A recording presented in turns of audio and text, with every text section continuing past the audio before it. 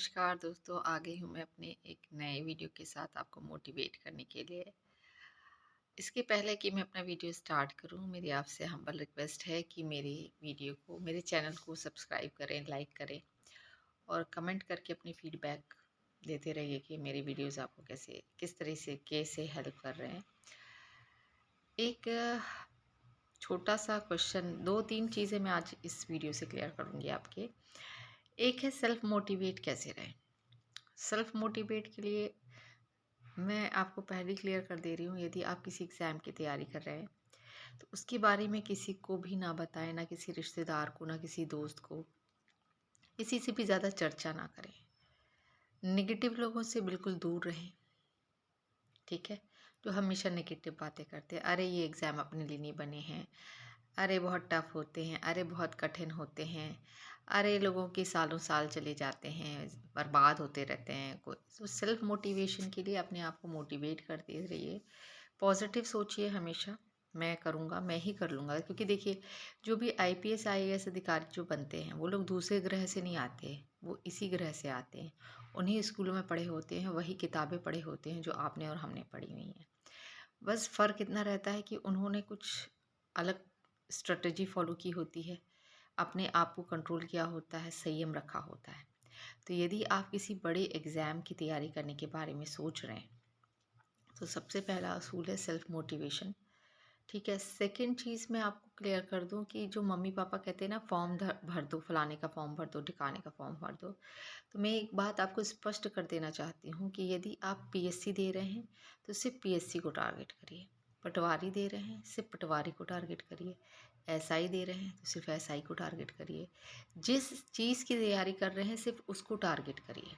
ये नहीं कि पीएससी के साथ साइड बाय साइड इसका भी फॉर्म भर रहा है, उसका भी फॉर्म भर रहा है। मल्टीटास्किंग नहीं करनी है यहाँ पे अपन को कि एक किताब से पढ़ लो फिर पटवारी भी दे दो, एसआई भी दे दो, कोई ना कोई छोटी मोटी नौकरी लगी जाएंगे। तो ये जो आपका मिथ है, भ्रम है, इसको दिमाग से बिल्कुल निकाल दीजिए। ऐसा कभी नहीं होता है। यदि पीएससी की तैयारी कर रहे हैं तो सिर्फ पीएससी को अपने दिमाग में बिठाएं, उसके हिसाब से तैयारी करें। पटवारी करना चाह रहे हैं तो पटवारी का अलग है सिलेबस, थोड़ा बहुत मिलता है। बिल्कुल ही नहीं कह सकते हो आप कि हाँ मैं पीएससी करूँगा तो उसके बाद मैं छोटे मोटे एग्जाम तो ऐसे ऐसे निकालूंगा, तो वो ऐसे ऐसे बिल्कुल नहीं निकलते हैं, ठीक है। दूसरी चीज़ मैं आपको कह रही हूँ कि फॉर्म भरने से पेपर कभी नहीं निकलते। ये जो आप लोग सोचते हो ना, इसका भी फॉर्म भर लूँ, उसका भी, फॉर्म भरने से पेपर बिल्कुल नहीं निकलता। फॉर्म भरने से पहले आपकी अच्छी तगड़ी तैयारी होनी चाहिए। तैयारी नहीं है, फॉर्म बिल्कुल मत भरिए। मम्मी पापा के पैसों को वेस्ट बिल्कुल मत करिए। इवन अपना समय बिल्कुल मत खराब करिए, ठीक है। तो थोड़ा सा समय लीजिए, मंथन करिए, सोचिए कि आप वास्तविकता में रेडी हो कि नहीं। पड़ोसी के कहने पे, दोस्तों के कहने पे, या एक रहते हैं ना कि हाँ भैया ऐसे ही चलो करके देख लेते हैं, ये नहीं। पहले आप मंथन करिए, सोचिए, विचार करिए कि आपको आईपीएस आईएएस बनना है, आप में वो कैपेबिलिटी है, उतना संयम है, पेशेंस है। क्योंकि 3 फेज़ होते हैं, प्री है, मेंस है, इंटरव्यू है। कभी कभी तो लोग इंटरव्यू से भी बाहर हो जाते हैं। डीमोटिवेट नहीं होना है और थोड़ा पेशेंस तो रखना पड़ेगा। देखो, कोई भी बड़ी चीज़ यदि हासिल करनी है ज़िंदगी में, यदि लक्ष्य बड़ा होता है ना, तो मेहनत भी मांगता है।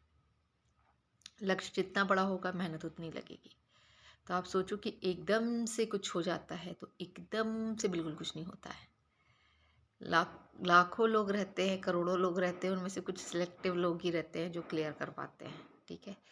तो मैं आपको बता दे रही हूँ कि जैसे स्टेट पीसीएस ले लो, फॉर्म 6 लाख लोग भरते हैं, उसमें से 5 से 10 हज़ार लोग क्लियर कर पाते हैं।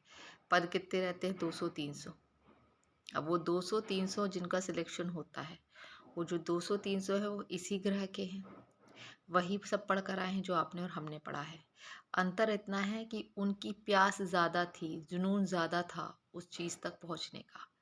उन्होंने मेहनत ज़्यादा करी, फोकस ज़्यादा किया, कंसंट्रेशन ज़्यादा किया, डेडिकेशन ज़्यादा किया। तो पहले एक बार अपने आप से ये सवाल पूछिए, कर लूँगा क्या, कर लूँगी क्या मैं। और सिर्फ एक हर चीज़ का डेडलाइन सेट करें।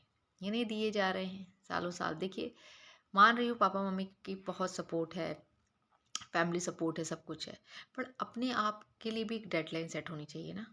जैसे 10वीं में आपको पता है कि 10वीं का पेपर एक ही बार देना है। बाय हो गया, बाय को का आपको अच्छे परसेंट लाने होते हैं, आप साल भर झोंक देते हो अपना। तो यही रूल जो है, सेम रूल इसी परीक्षा पर एप्लीकेबल करें। एक डेडलाइन सेट करिए कि मुझे इस डेडलाइन तक या इस ईयर तक इस एग्ज़ाम को क्लियर कर जाना है, बाय हो या बाय को, कैसे भी करके। डेडलाइन जब तक आप सेट नहीं करोगे ना, तब तक आप मेहनत करते चले जाओगे, चीज़ें पोस्टपोन होती चली जाएंगी, चली जाएंगी। तो किसी भी चीज़ को ग्रांटेड नहीं लेना है। डेडलाइन सेट करनी है अपने लिए, और अपने आप से ज़बरदस्ती करनी पड़ेगी। एक और चीज़ दिमाग में मेरी क्लिक हुई है, कंफर्ट जोन। आपको अपने कंफर्ट जोन से बाहर निकलना होगा। कंफर्ट जोन का मतलब होगा नींद का त्याग करना, दोस्तों का त्याग करना, रिश्तेदारों का त्याग करना, त्योहारों को मनाना छोड़ देना है, शादी पार्टी करना बंद करो। ठीक है।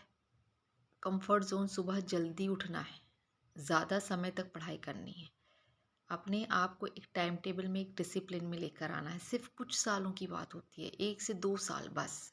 ज़िंदगी आपसे 1 या 2 साल मांग रही है बेटा। उन 1 से 2 साल में यदि आपने अपना कंफर्ट जोन त्याग दिया ना, मैं लिख कर दे सकती हूँ कि जब आप कोई अधिकारी बन जाओगे ना, तब आप मेरी इस वीडियो को याद करोगे कि मैडम ने कहा था कंफर्ट जोन को तो त्यागना पड़ेगा। मेहनत तो ठीक है, हर कोई करता है, पर उस कंफर्ट जोन का त्याग उस सन्यासी की तपस्या के समान होता है। जैसे एक सन्यासी भगवान की प्राप्ति के लिए तपस्या करता है 12 12 14 14 साल। तो यहाँ मैं आपसे 12 14 साल नहीं मांग रही हूँ, सिर्फ 1 2 साल के लिए कह रही हूँ। 1 2 साल अपने कंफर्ट जोन से बाहर निकलो, सोशल मीडिया को बिल्कुल भूल जाओ, नोकिया का छोटा सा फ़ोन ले आओ, उसमें सिर्फ इनकमिंग होनी चाहिए, आउटगोइंग होनी चाहिए, दैट्स इट।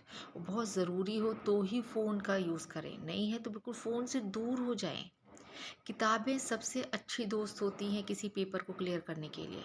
ये बात पहले भी थी, आज भी है। लाइब्रेरी में किताबों की जगह नहीं तो फ़ोन होने चाहिए थे। आज भी लाइब्रेरी क्यों ज़िंदा है? इसलिए ज़िंदा है। तो ज़्यादा से ज़्यादा समय अपना लाइब्रेरी के में व्यतीत करें।